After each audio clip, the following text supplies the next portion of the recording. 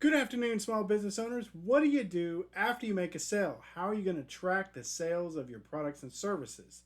That's what we're going to talk about today in episode 558 of your 333. It is July the 10th, 2023. And if you're just joining, I am Fred Campos. I'm a small business owner that owns a web design company of about 700 clients.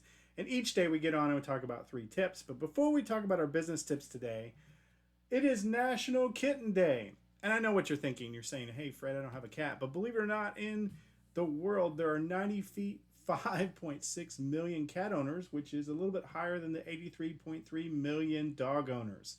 So celebrate your cat. If not, get a kitten. It is National Kitten Day. In other news, of course, you've been hearing a lot about Mega.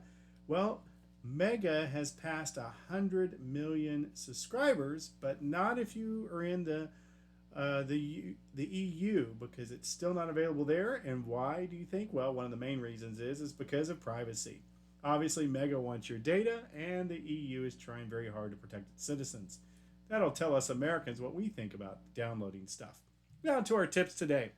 So you've got this sale made, and now you need a flow, and you're going to need more than you're going to have some sort of procedures. Maybe you don't have a CRM system yet, but there are some ways that you can do that. Business tip number one: consider Google Sheets. I have a Google Sheet. I have a bunch of Google Sheets. I have a Google Sheet that keeps track of all my clients. I have a Google Sheet of all of the services or websites I have in production, about 20 or 30 any given time. And I use these. They're shareable. I can use them on my smart devices as well as on my laptop. Business tip number two: how do you track the flow? Maybe there's different steps that need to go through. I use a card dragging methodology through a free version of Trello. Love the product. You can build your different columns at the different stages, and you just drag the customer into each and every of those stages that you go through.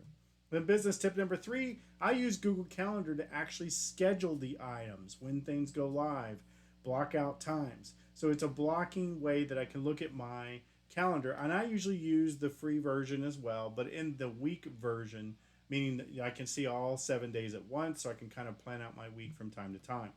So in review, we talked about Google Sheets, Trello, and Google Calendar. These are great tips for you solopreneurs in tracking all of your products and services. If we had a product, we'd be tracking when we're shipping and what frequency when the order is completed.